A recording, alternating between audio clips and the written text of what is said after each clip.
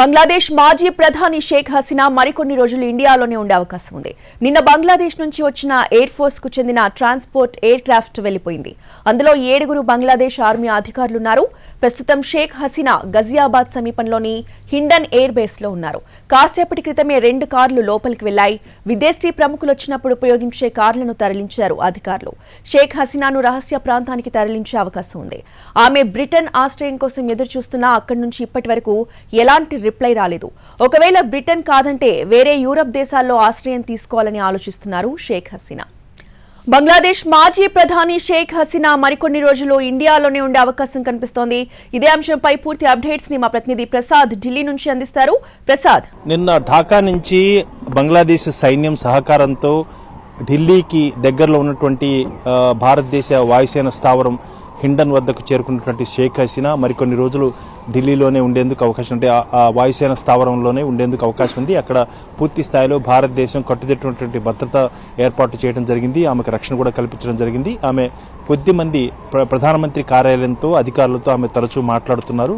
ప్రధానమంత్రి కార్యాలయం కూడా ఆమె యొక్క బాగోగుల గురించి, అదేవిధంగా ఆమెకున్నటువంటి ఏదైనా విషయాలుంటే చెప్పే విషయాలుంటే వాళ్ళతో మాట్లాడేందుకు కూడా ఒక ఛానల్ను కూడా ఏర్పాటు చేసుకోవడం జరిగింది. ఆ మేరకు షేక్ హసీనాకు ఆమె కోరిక మేరకు భారతదేశంలో సురక్షితమైనటువంటి రక్షణ కూడా కల్పించడం జరిగింది. ఇకపోతే ఆమెను తీసుకొచ్చినటువంటి C-130 అనే బంగ్లాదేశ్ వాయుసేన రవాణా విమానం ఇక్కడి నుంచి తిరిగి బంగ్లాదేశ్కి వెళ్ళిపోయింది. ఇదంతా కూడా అక్కడ బంగ్లాదేశ్ సైన్య సహకారంతోనే ఆమెకు ఢిల్లీకి వచ్చేందుకు ఏర్పాటు చేయడం జరిగింది.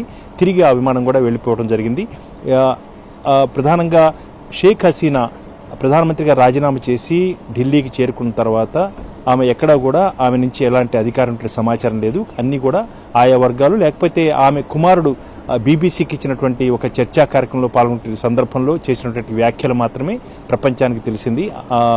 సాజిద్ అంటే ఆమె కుమారుడు ఇచ్చినటువంటి సమాచారం మేరకు లండన్కి వెళ్లేందుకు ఏమాత్రం కూడా ప్రయత్నం చేయట్లేదు అని చెప్తున్నప్పటికీ కూడా షేక్ హసీనా రాజకీయ ఆశ్రయాన్ని కోరినట్టుగా తెలుస్తుంది బ్రిటన్ని. ఆ మేరకు బ్రిటన్ కూడా దీన్ని పరిశీలించి దీన్ని ఒక నిర్ణయం తీసుకునేందుకు కొంత సమయం పడుతుంది. సుమారు 48 గంటల నుంచి 72 గంటల వరకు పట్టేది. అంటే సుమారు 3 రోజుల పాటు పట్టేందుకు అవకాశం ఉంది. కాబట్టి ఆ తర్వాత రాజకీయ ఆశ్రయం ఇచ్చే విషయంపై బ్రిటన్ ఒక నిర్ణయం తీసుకునే అవకాశం ఉంది. ఇకపోతే ఇప్పటికే ఐక్యరాజ్య సమితి ఆధ్వర్యంలో నేతృత్వంలో ఒక స్వతంత్రమైనటువంటి ఒక దర్యాప్తు చేయాలి. ఈ పరిస్థితికి దారి తీసినటువంటి కారణాలు ఏంటి, వీటన్నిటి కూడా తెలుసుకునేందుకు విచారణ జరపాలని చెప్పి కూడా ఇంగ్లాండ్ కోరుతుంది. కాబట్టి ఇటు ఐక్యరాజ్య సమితి చేసి ఇచ్చేటువంటి నివేదిక, విచారణ జరిపి దర్యాప్తు జరిపి చేసి ఇచ్చినటువంటి నివేదికను ఆధారం చేసుకుని ఇంగ్లాండ్ ఈ రాజకీయ ఆశ్రయంపై నిర్ణయం తీసుకునే అవకాశం ఉన్నట్టుగా ఆయా వర్గాల నుంచి అంతున్న బట్టి సమాచారం తెలుస్తుంది. ప్రధానంగా బంగ్లాదేశ్ అత్యంత సన్నిహితమైనటువంటి స్నేహంగా ఉన్నటువంటి దేశం కాబట్టి భారతదేశం కూడా ప్రతి అంశాన్ని కూడా చాలా నిశితంగా గమనిస్తుంది, ప్రతి పరిణామాన్ని కూడా. ఉదాహరణకు ఈరోజు ఉదయం జరిగినటువంటి అఖిలపక్ష సమావేశంలో రాహుల్ గాంధీ అడిగినటువంటి ప్రశ్నలకు విదేశీ వ్యవహారాల శాఖ మంత్రి సమాధానం ఇచ్చారు. పాకిస్తాన్ యొక్క ప్రమేయం ఏమైనా ఉందా బంగ్లాదేశ్లో ఇలాంటి హింసాత్మక సంఘటనలు జరగటానికి? అలాంటి అంశంలో భారతదేశం ఏ రకంగా ఆలోచిస్తుందన్న అంశాన్ని దృష్టిలో పెట్టుకుని అడిగినప్పుడు విదేశీ వ్యవహారాల శాఖ మంత్రి జయశంకర్ అక్కడ ఉన్నటువంటి డిప్లొమాట్, పాకిస్తాన్ దౌత్యాధికారి ఎప్పటికప్పుడు సోషల్ మీడియాలో ఉన్నటువంటి ఆ డీపీని డిస్ప్లే పిక్చర్ను మారుస్తూ ఉన్నారు. అక్కడ హింసాత్మక సంఘటనల యొక్క పిక్చర్స్ను పెడుతున్నాడు. కాబట్టి అది కేవలం సోషల్ మీడియా పరంగా చేసినటువంటి ఒక ప్రయత్నమా, లేకపోతే అంతకంటే ఇంకేదన్నా పెద్ద కుట్ర ఏమన్నా ఉందా, వ్యూహం ఏమైనా ఉందా అన్న అంశంపై కూడా పరిశీలిస్తున్నాము. ప్రతి అంశాన్ని కూడా అనుక్షణం కూడా నిశ్చితంగా గమనిస్తున్నాము అన్న అంశాన్ని అఖిలపక్ష సమావేశంలో చెప్పడం జరిగింది. కాబట్టి ప్రతి అంశాన్ని కూడా నిన్న రాత్రి కేబినెట్ కమిటీ ఆన్ సెక్యూరిటీ, భద్రతా అంశంపై కేంద్ర కేబినెట్ కమిటీ జరిగిన సమావేశంలో కూడా క్షుణ్ణంగా ప్రతి అంశాన్ని కూడా చర్చించారు. అదేవిధంగా సుదీర్ఘంగా కూడా ఆ సమావేశం జరిగింది. ఆ తర్వాత ఈరోజు జరిగినటువంటి అఖిలపక్ష సమావేశంలో కూడా ఈ అంశాలను కూడా విదేశీ వ్యవహారాల శాఖ మంత్రి చెప్పడం జరిగింది. కాబట్టి తీసుకున్న నిర్ణయం ప్రకారం భారతదేశం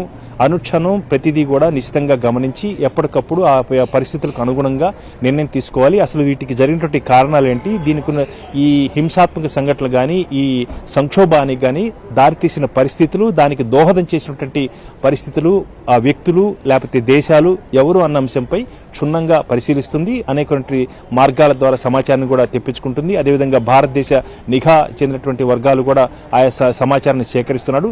క్షుణ్ణంగా అన్ని అంశాలను పరిశీలించిన తర్వాత భారతదేశం ఒక విధానపరమైన నిర్ణయం తీసుకునే అవకాశం ఉంది.